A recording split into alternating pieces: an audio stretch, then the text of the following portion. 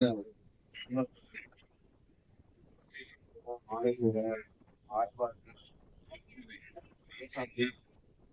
வணிகவரி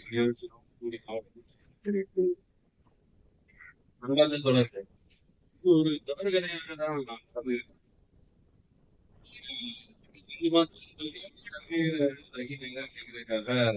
நாம ஒரு ஆர்ப்பாட்டம் பண்ணுவோம்.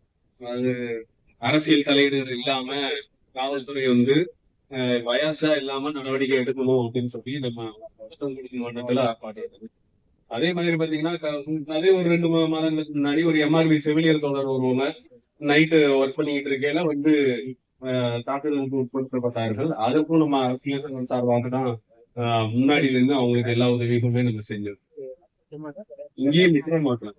ஆனா அதே நேரத்துல இந்த அரசு அவங்களோட கட்டுப்பாடுகள் எந்த அளவுக்கு இருக்கு அப்படிங்கறதையும் நம்ம புரிஞ்சுக்கணும். லா அண்ட் ஆர்டர் எந்த அளவுல இருக்கு. ஒருத்தர் வந்து ஒரு அரசு ஊழியரே வந்து இந்த அளவுக்கு ஒரு தனிநபர் வந்து செய்யக்கூடிய அளவுக்கு இருக்கு அப்படின்னா சாதாரண பொதுமக்களுக்கு இதுல என்ன பாதுகாப்பு இருக்கு?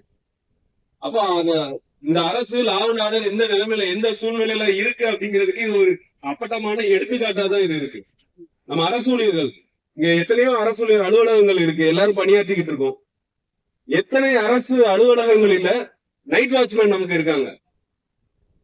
பெரும்பான்மையான அரசு அலுவலகங்கள்ல நைட் வாட்ச்மேனே கிடையாது. அனைத்து கோப்புகளும் நம்மளோட அலுவலக கட்டடங்களும் எந்தவித பாதுகாப்புமே இல்லாத நிலையில தான் இருக்கு. இது அரசுக்கு தெரியாதா? இப்படிதான் இருக்கும்னு அரசு விரும்புதா? அப்படி அப்ப நமது அரசு ஊழியர்களாகிய நம்மளோட பாதுகாப்பு எந்த மாதிரியான பாதுகாப்புக்கு எந்த மாதிரியான முக்கியத்துவம் வந்து அரசு கொடுக்குது அப்படின்னு இது ஒரு எடுத்துக்காட்டு. நம்ம சுனில்குமார் தோழர் அவர்களுக்கு இழைக்கப்பட்ட அவருடைய பணியை செய்துள்ளார். வழக்கமா அவர் என்ன வேலை செய்யணுமோ அவர் எதுக்கு சம்பளம் வாங்குறாரோ அதுக்கான பணியை தான் செஞ்சிருக்காரு.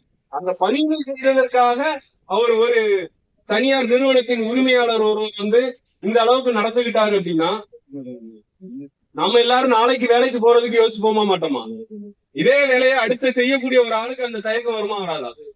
அது அந்த தயக்கங்கள் அது எல்லாத்தையுமே முறியடிக்கணும் அப்படின்னா அந்த தனிநபர் ராஜதுரை அவர்களை குண்டர் சட்டத்தில் கைது செய்ய வேண்டும். பிணையில வெளியில வர முடியாத அளவுல அவரை வந்து கைது செய்ய வேண்டும் என்ற கோரிக்கையை முன்வைத்து உங்களோட பிரேம்குமார் தோழர் அவர்கள் உங்களோட சங்கத்தில் உள்ள நீங்கள் அடுத்து எடுக்கக்கூடிய அனைத்து போராட்டங்களுக்கும் நான் சார்ந்த தமிழ்நாடு வணிகவரி பணியாளர் சங்கம் உங்களோட தோளோடு தோல் நிற்கும் என்பதை